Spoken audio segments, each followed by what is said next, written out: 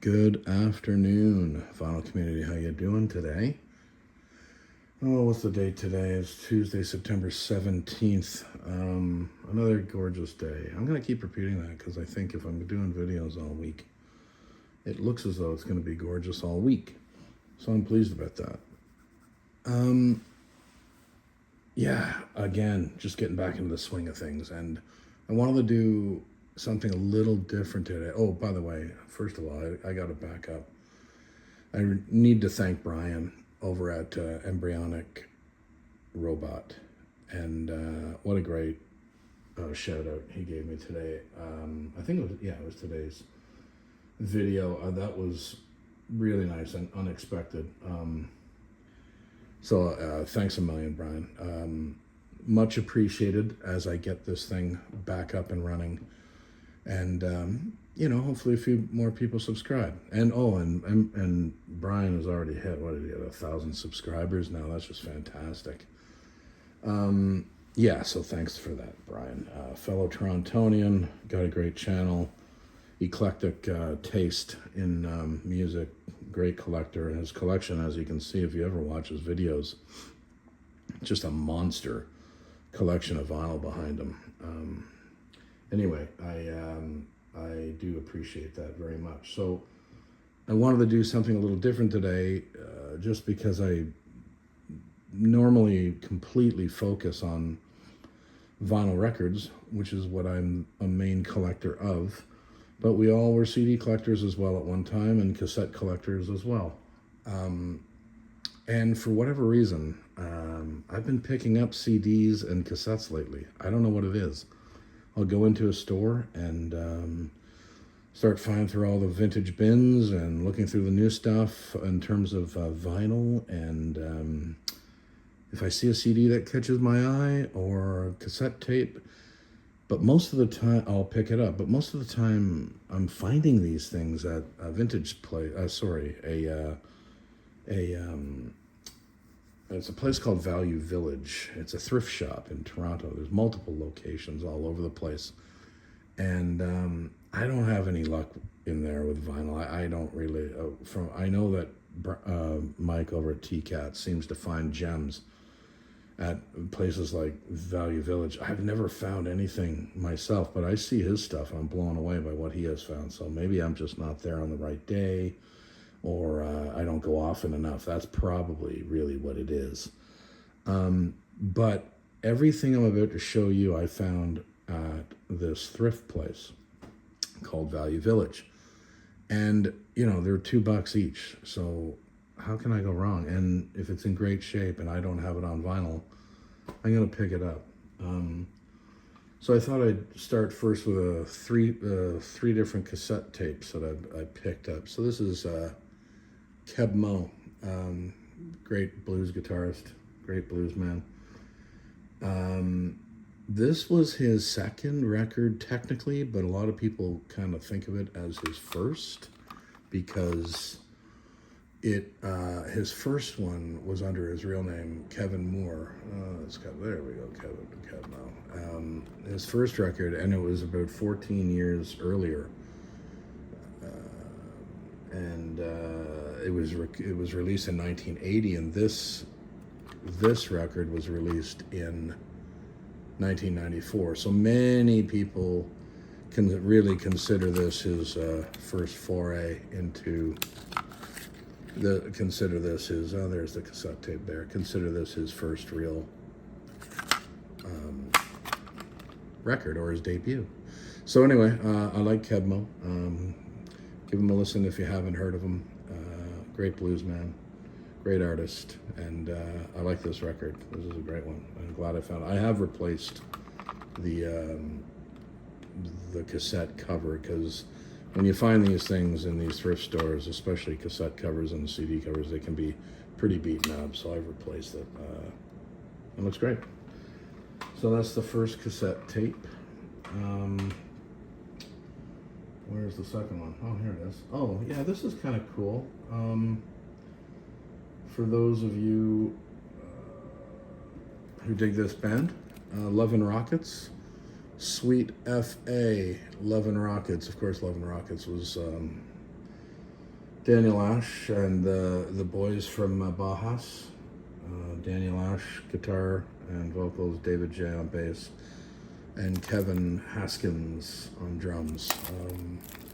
Oh, and it's in the shrink. I don't know if that's obvious. It's in the shrink. I found this, and I said, I must have this. I have a few Love and Rockets on in vinyl over there somewhere in the L's. I don't know where. But I don't have this one on vinyl. So when I saw it, and it was still in the shrink, I thought, what the hell? Why wouldn't I get this? This was their sixth record, released in 1996, and yeah, I actually haven't, obviously, because I haven't ripped the plastic off. I haven't put this in the cassette player to give it a listen, but I'll do that soon. That's cassette number 2. Oh, by the way, I do have my cassette player, my cassette deck is an old Sony, I think it's a mid-80s to 88, somewhere in that world, but I don't know if it's suffering from anything in particular. Most of the time it plays fine. Maybe sometimes it's the old tapes that I'm putting in it, and it can sometimes just slightly slow down. I may have to take it in and get it all cleaned up again, but it's been a long time. Anyway, the third cassette I wanted to show that I found, again, for $2. I mean, I'm not going to pass up a cassette for $2. Little Feat's Let It Roll from 1988. I have this, I already have this on in vinyl, but there's the song listing there. It says 99 cents there, but that was from, I don't know where the hell that's from. It must say it there, but I can't read it. My eyes are shot. Yeah, and there's the actual cassette. I don't know what is about cassettes. I don't play them much, but I still enjoy them. I don't know what it is. I know they don't sound great. It's not a fabulous format. I just took out the, yeah, it's not the greatest format in the world, but I guess it's the nostalgia of cassettes.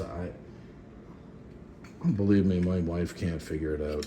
When I come home with cassette tapes, she just rolls her eyes half the time at me. She understands the addiction to vinyl. There's no doubt about that. And she gets why CDs. I still collect some CDs. And anyway, she just laughs at the cassettes when I come home with them. But I keep reminding her, hey, it's $2. That's all it is, like, for the most part. Anyway, Little Feat's Let It Roll. Great band. I mean, Richie Hayward on drums, enough said. Phenomenal. Somebody introduced an old buddy of mine who's a fabulous drummer, a mentor drummer type guy. It got me listening to Little Feat. It was one of those bands that escaped me when I was young. I didn't listen to them, and I got into them later in life, and wow, what did I miss? Quite a bit. Fantastic band.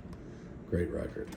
All right, those are the 3 cassettes I wanted to share, and I have 4 CDs that I picked up, again, for $2 each. How can you go wrong? All right, Canada's own, Toronto's own country rock and roll band, Blue Rodeo. I don't know if you know who Blue Rodeo is, but they're a country rock and roll band formed in Toronto, and they're great. I'm not an enormous listener of Blue Rodeo. I do collect their stuff. I appreciate them. I absolutely do. I actually saw them in August with a whole bunch of friends, which was great. And they put on a great show at Budweiser Stage, so I was happy to see them. And, I think I'd only seen them one other time in the 90s, I believe. But this is In Our Nature record. This was released in 2013, and it's their 13th studio record. I wanted to show the insert here because it's a nice little insert. You know, the booklets, you got to show the booklets, right? There's some great photographs. This was all recorded up at one of the founding members' farmhouse in Peterborough. His name's Greg Keeler, great songwriter. And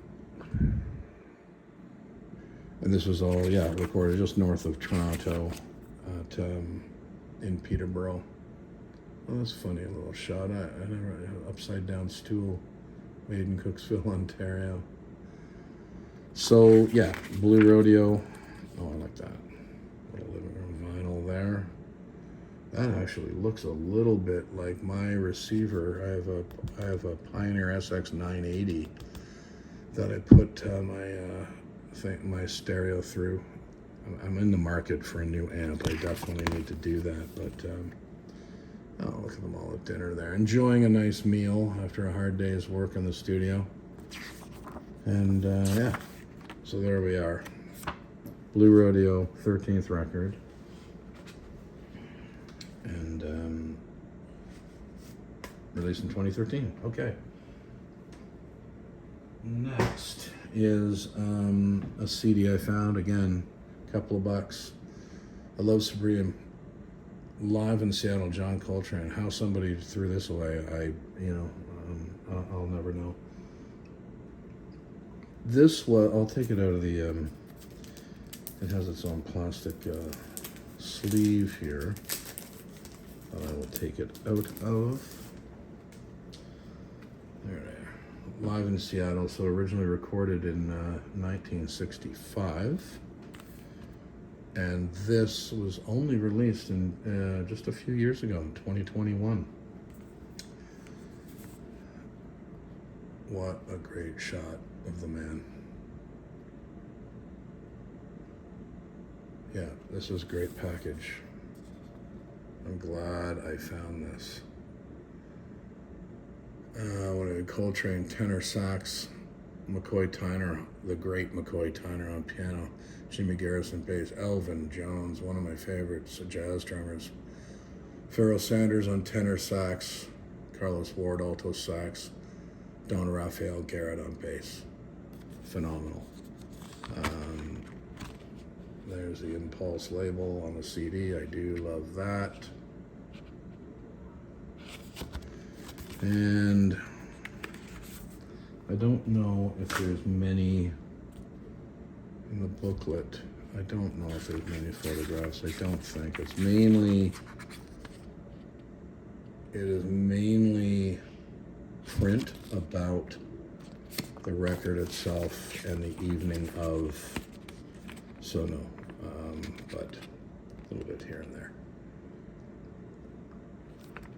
Anyway, I Love Supreme, John Coltrane, live in Seattle. A fantastic pickup for a couple of bucks, man. I'm not going to complain about that.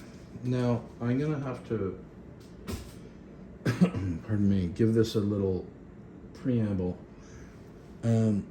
What I'm about to show you is a couple of AC/DC CDs that I picked up again for $2 each. My brother, there was a garage sale mishap. I may have mentioned this a few years ago in an early video. There was a garage sale mishap, I like to call it, many years ago. He had a garage sale, and the albums were not for sale, but somehow someone got downstairs, and because there was a few items down there that they didn't want to pull out anyway, it was actually a record store owner that who will remain nameless, who got to it, because my brother described him later. Anyway, he came up with about 75 records stacked, and this is before I got back into collecting. My brother was housing all of our records. We had a combined collection as kids. And we didn't have a huge collection as kids, but in the mid 80s when it started, it stopped. It was at about 400, 450. So when I got them back, there was about 375, and I thought it was really light. Anyway, all my AC/DC as a kid went out the window. And I had a number of AC/DC records. So, I thought when I saw these for $2, it's just Back in Black, AC/DC Back in Black, and these are reissues from 2003, obviously originally released in 1980, and this is a 2003 reissue, and it's a nice package, you know, like the album didn't necessarily have all of this, and the great thing about it is the insert. And I'll do the for both, but just a great insert that you didn't get with the original record. Like, looky there, that's a great shot of Angus there, right? For a couple of bucks, I'm not complaining about this. This is a great package. Now, I don't really put the AC/DC on these days. I certainly did as a kid. I was a big fan. But they're a fun band, and I was sad to lose all those AC/DC records that I had, and were sold for probably $1 each. That is a great shot, isn't it? You tell me. Again, I'm kind of oh, there's a great one, Brian. Right. And last one in this booklet. Oh man, that's a great finisher there, isn't it? Back in Black. Everyone knows it. At one time or another, everyone loved it. So, the last CD from these finds for a couple of bucks, and I had this one on vinyl as well. AC/DC's High Voltage.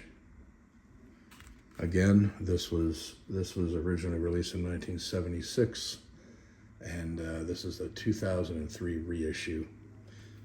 It's not a trifold like the Back in Black, but really nice artwork on the disc itself, and some great photos, and then of course the booklet. And I love a good booklet, man. I really do. When it comes to records and CD, you know, CDs came such a long way when we think about the original, you know, jewel case that had very little to offer in the 80s. You just get a plain silver disc with just black type on it. And there wasn't much of an insert. If there was, it would be a couple of pages maybe. And thankfully they came a long way prior to everything going digital. And, these packages were great. It really did feel like more of a record album, you know. That was the key for me, was having CDs feel more like an album. I think maybe I'll do a video about that, actually, how CDs came just from jewel cases and then progressed into much better packaging to make it feel like you had something more substantial that you were happy to own. Anyway, these are the finds for CDs and cassettes. At least that's just a start. I mean, there's tons of them I could go through, but I did 3 cassettes and 4 CDs, and I think that's good for this video. Hope you enjoyed that, and look forward to the next one. Vicar Vinyl is out of here.